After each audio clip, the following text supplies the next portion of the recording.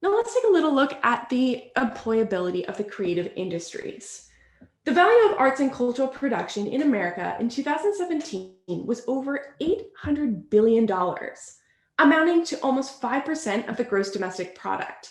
The arts contribute more to the national economy than do construction, transportation and warehousing, travel and tourism, mining, utilities, and agricultural industries.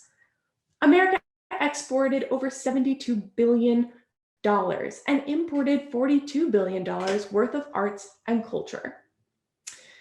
Now, prior to the pandemic, the creative sector was growing at 4 times the rate of the UK economy as a whole and experienced strong growth across all parts of the UK. Culture and creative sectors occupy a significant place in today's European economy as a whole by contributing to innovation, investment, digital modernization, and cultural tourism.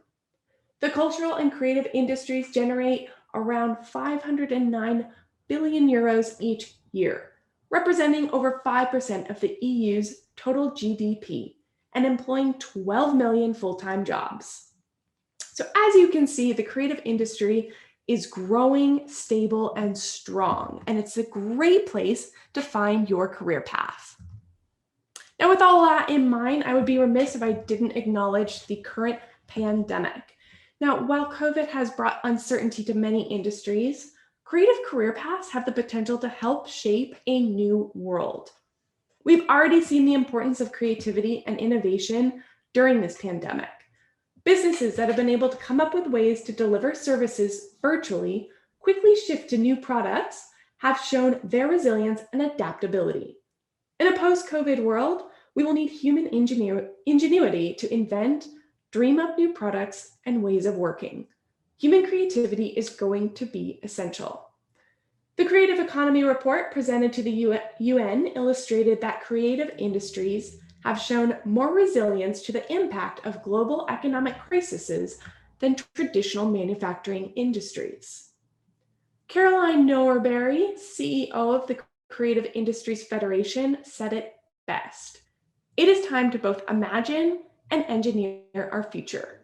We will need our creative industries to do that. They are too important to ignore. So who exactly is hiring within these creative industries? Well, look no further than major companies across the globe. Take advertising, for example. Graphic designers, mobile app designers, interactive designers, publication designers, art directors, copywriters, social media directors. These are all roles that are needed to successfully advertise your product, regardless of what that product actually is or what industry it's tied to. So let's take a look at the MA versus MFA. Now the MA stands for Master of Arts, while MFA stands for a Master of Fine Arts. In the creative sector, the MFA is the highest level of education that you can obtain. This MFA will always be longer than the MA program. Now, the main difference between the two is the focus on art courses versus liberal art courses. MFA students will have a more intense focus on art courses and have a slightly more hands-on experience tailored for aspiring artists. The MFA focuses on one particular area of speciality. Some careers that you may have access to with an MFA include teaching at a university level, art gallery manager, museum of fine arts director, and many more, of course. Now for the MA, you're spending about 50% of your coursework on liberal arts and 50% on visual arts. A few examples of career paths pursued at the MA is an art teacher for anywhere from K-12, art historian, art curator, art critic, and of course many more. So for graduate programs, you may need to have an official undergraduate degree in the sector of education. For many, though, that is not the case. So it's really important that you understand what you're looking at and what are the expectations for that career path. For example, something like architecture, which can be quite intense, will often require an architecture undergraduate degree. Many other graduate programs do not, though. So it's a great way to explore your options and what you want to do at the graduate level, increasing your expertise. So let's take a look at the MA in animation as an example.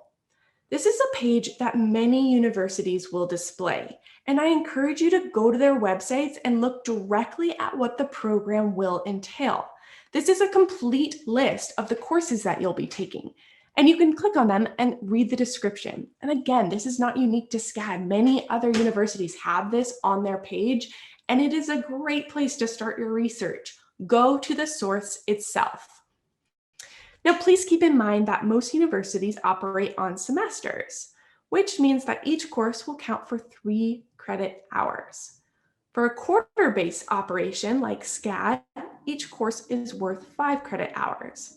Now, the reason why I'm telling you this is it's important to understand how many credit hours each course is, because you need to know how long the program is going to last itself. So at SCAD or at any quarter-based system, 45 hours is going to be a year-long program. So it's important to understand what the expectation is in terms of the length of that program. Now again, looking at animation as an example, let's see what the career path might be. That can be anything from an animation producer, 2D animator, digital modeler, and you can see right here is a short selection of some major companies hiring from this field. Again, this is information that I encourage you to know before when you're in this research process. It's understanding not simply what am I going to be studying, but where is this going to lead? What is the actual job that's available? What are the companies looking to hire those people?